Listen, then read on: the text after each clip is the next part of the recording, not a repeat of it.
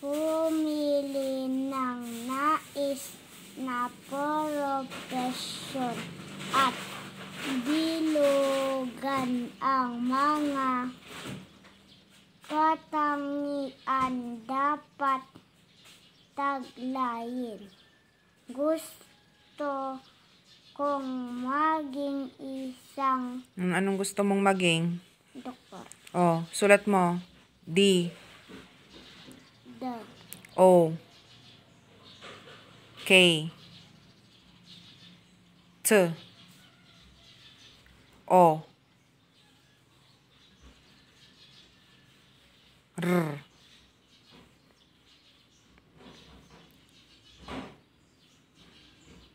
O, tuloy. tinataglay ko ang mga katangian ko. Okay, yan yung mga katangian. O, basahin mo yung una. Pag malasakit. Ano, ulitin mo ngang basahin? Mapag malasakit. O, kapag malasakit, may care ka sa ibang tao. Mapagmalasakit ka ba sa ibang tao? Opo. Opo, bilugan mo.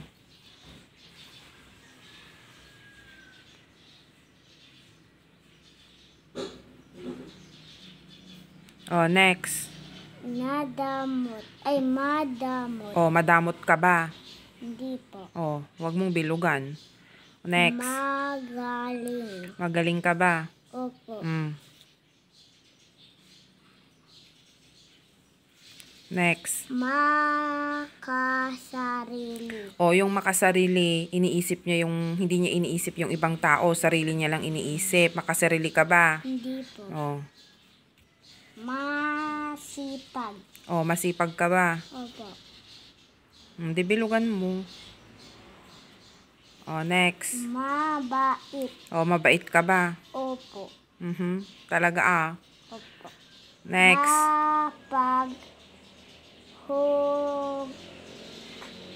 Husgay. O, Mapangus. O, yung mapanghusga, yung nanlalait, nang uuyaw, nang uuyaw ka ba? Kay Kuya Mandel. Hindi po. Hindi po yun. Next. Mapagmahal. O, mapagmahal ka ba? Opo. O, di bilugan mo. O. Anong gawain na yan? Gawain 3. O, basahin mo na. Panuto. Po, isulat ang masaya mong mukha.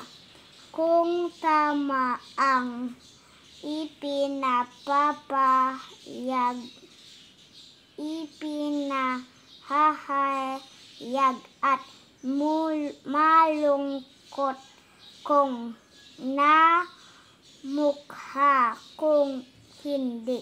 Okay, paano yung masayang mukha? Naka-smile. O, yung malungkot na mukha. O, nakasad. Okay, basahin mo. Number 1. Number 1. Inumin ang gamot na nireseta ng doktor. O, iniinom mo bang maayos yung gamot na nireseta ng doktor mo? Opo. O, hindi yung umiiyak. Hindi. O, anong drawing? Masaya. Okay, masayang mukha. Okay, number 2, basahin. Sumunod sa batas trapiko. Sumunod sa batas trapiko, anong ibig sabihin yan?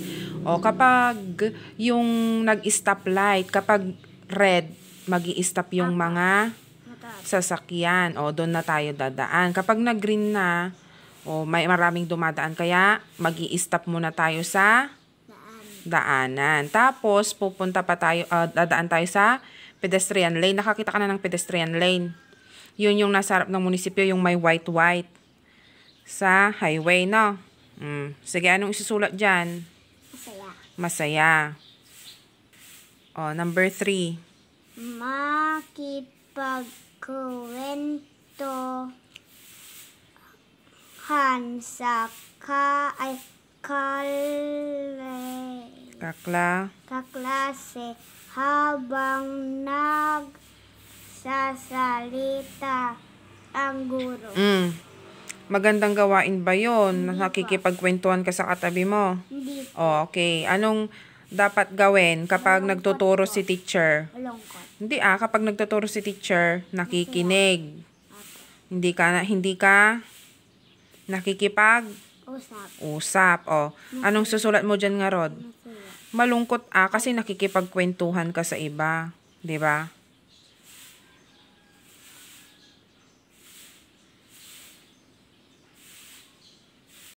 Number 4.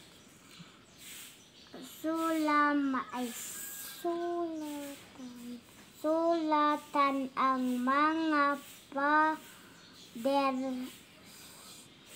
gusali o tulay. Oh, susulatan mo daw yung mga pader, gusali, tulay, mesa, yung wall natin. Oh, magandang gawain ba yon? Hindi po. Oh, anong gagawin mo? Malungkot. Okay, last. Ano yan? Number 5. Ginagawa ang mga nais